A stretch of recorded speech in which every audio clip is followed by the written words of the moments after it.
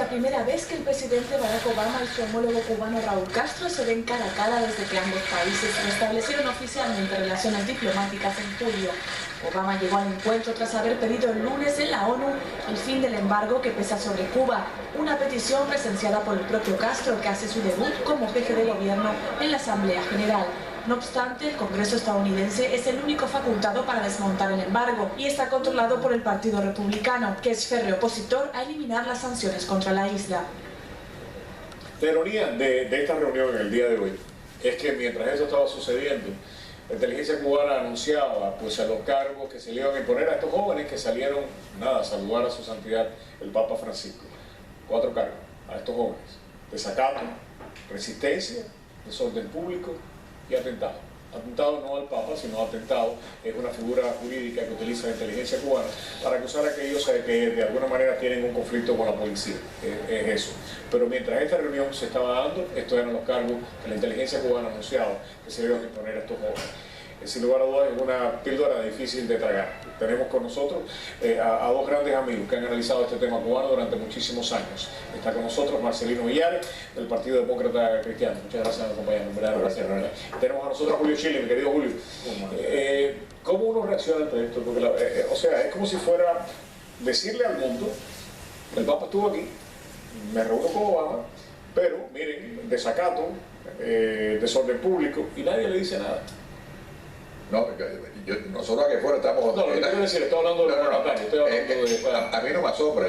Sabemos que el gobierno cubano es un gobierno totalitario, tiene todo el control, lo hace, pues bueno, está mandando un mensaje a todo el mundo diciendo: miren, el hecho que nosotros estamos restableciendo relaciones con los Estados Unidos no quiere decir que nosotros vamos a aflojar de esto.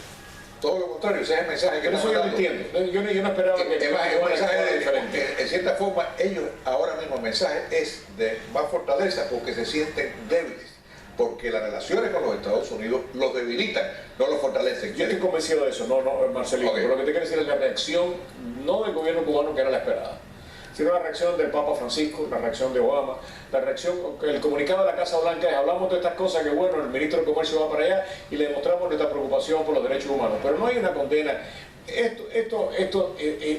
O sea, evidentemente, estos cargos merecen no una condena, merecen una denuncia sustancial por parte de la Santa Sede y también de Estados Unidos. De acuerdo.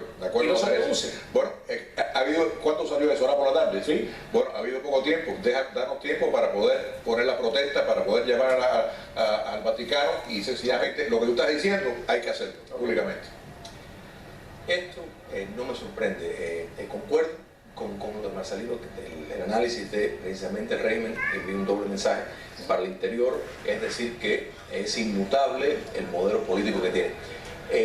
Pero cuando hacen algo como esto es porque se sienten lo suficientemente seguros de que no va a haber una reacción. De que no va a haber una reacción. Y yo creo que eso es lo más lamentable, porque estamos delante de un proceso donde están degollando la ética democrática, porque esto es inaceptable. Es inaceptable, sobre todo cuando vemos el Papa demostrar un rostro de ternura, de ir a ver a criminales, de ir a ver a personas que están desamparados, y a la misma vez tuvo contacto precisamente con estos jóvenes en Cuba, tuvo contacto físico, vio claramente lo que ocurrió y no dice nada, pero esto es consistente con su forma de ser. Tampoco se quiso reunir con del Papa. Tampoco se quiso reunir con el Dalai Lama. Él mide bien con quien ofende, y lo más lamentable es que no solo los Estados Unidos, sino las democracias del mundo, en efecto, no toman la partida que habría que tomar ante semejante escándalo. Sí. Otro ángulo muy importante, yo creo que más importante, es la primera reacción no tiene que ser ni del Vaticano ni de Obama. La primera reacción tiene que ser de la oposición dentro de Cuba. En otras palabras, hay que doblar la parada. Frente a cada represión dentro de Cuba, la oposición tiene la obligación de doblar la parada, y nosotros aquí afuera hacer lo que podamos hacer con los recursos que tenemos, que son limitados, aunque tenemos acceso a los medios, como en este momento, que estamos condenándolo, etcétera, etcétera. Y tenemos acceso al Vaticano, tenemos acceso a la Casa Blanca y al Congreso, pero son procesos mucho más lentos, pero tenemos que hacerlo. Ahora, la primera reacción frente a eso tiene que ser dentro de Cuba. Es que mira, cuando analizamos el discurso del dictador Raúl Castro, en efecto, vemos la movida de política que está teniendo a cabo, donde en efecto está redefiniendo el lenguaje cuando cita cómo instituciones como la CELAC, por ejemplo, han determinado que los estados tienen derecho a elegir su modelo político. Ahí está relativizando lo que es una dictadura, que los problemas, los conflictos del mundo se resuelven en cuestión de la pobreza y la desigualdad. Cuando proponen un modelo estatista que en efecto asegura la promoción de la miseria y ha demostrado que economías de mercado son las que precisamente eliminan la pobreza. Entonces todos estamos viendo un lenguaje muy bien coreografiado que a mi juicio está en consonancia con el Vaticano para precisamente neutralizar lo que es el concepto democrático. Hubo una crítica a la democracia representativa y que el mundo libre acepte. ¿Pero quién criticó la democracia representativa? Raúl Castro. Raúl Castro. Pero yo creo que estaba hablando... No, el discurso. Sí, mira, estoy de acuerdo en 90% de lo que él está diciendo, sobre todo que es claro que el gobierno cubano está planeando su transición. Eso es clarísimo. Y la transición es una transición casi dinástica, posiblemente. En otras palabras, los familiares de Raúl Castro, sobre todo, posiblemente sigan ocupando posiciones altísimas. El único que no estoy de acuerdo es lo del Vaticano. ¿Por qué? Porque el Papa se definió como puente. El Papa y el Vaticano han sido puente de una primera fase. La segunda fase es la más importante. El Vaticano tiene el deber moral, y se lo vamos a exigir y a reclamar, de servir puente entre esa oposición y el gobierno. Entonces nos vamos a sentar tú y yo, vamos a ver si de verdad, pero hay que darle tiempo. Ese es un proceso que va a tomar de 12 a 24 meses a mi juicio, y para eso la oposición tiene que estar muy bien coordinada, porque si ahora mismo el Vaticano dijera, bueno, ¿con quién voy a poner a hablar? El gobierno cubano y la oposición, ¿con quién nos va a poner?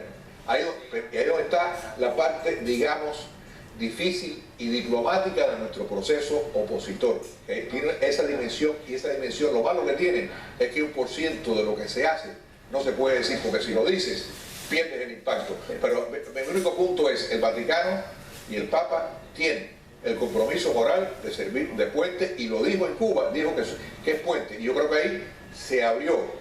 Eso es como el puente de Alaska que va a ninguna parte. El Papa tiene su base ideológica, y yo considero que es más político que Papa. O sea, mi criterio personal es que ha cometido un sacrilegio, porque hay una ética vinculada con determinadas conductas que claramente violó en Cuba y aquí. O sea, no puede tener un doble discurso. La diferencia que él tiene con la dictadura castrista más bien es la cuestión de un Estado ateo. O sea, básicamente la religión política, que es el comunismo, él, si le pudiera añadir la parte de una creencia en Dios, pues él lo aceptaría. Yo creo que eso tiene una clara trayectoria en cuanto a eso de escoger sus batallas, y es uno de los papas más políticos que en la era moderna. Pero yo creo que hay una cierta falacia, un error del argumento de que esto es solo un problema entre los cubanos. Y te voy a decir por qué. Cuba comunista de la dictadura, en efecto, está subvencionada, y nunca ha sido solo, está subvencionada es parte de ese eje con Venezuela, con Irán.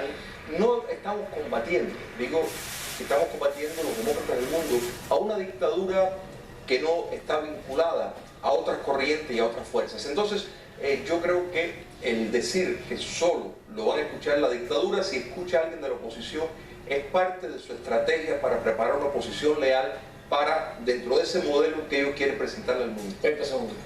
Sí, yo creo que el gobierno cubano va a tratar de crear una oposición leal, y precisamente es donde entra la oposición tradicional, digamos nosotros, tú, yo, los que estamos aquí, los que están allá, y sí creo que debemos exigirle al Vaticano que sirva después. Y es muy político, y por ser político quizás, por lo menos tenemos que empezar a conversar. Es una de las cosas que, hablando de estos conflictos, y hablábamos de Colombia, luego vamos a tener un programa especial de 1 hora por completo. Desde ahora invito a todos a verlo. Es un programa sobre el proceso de paz en Colombia. Vamos a tener precisamente de invitado al arquitecto de estos acuerdos desde el punto de vista legal. Va a estar la doctora también aquí, Elvira María Restrepo.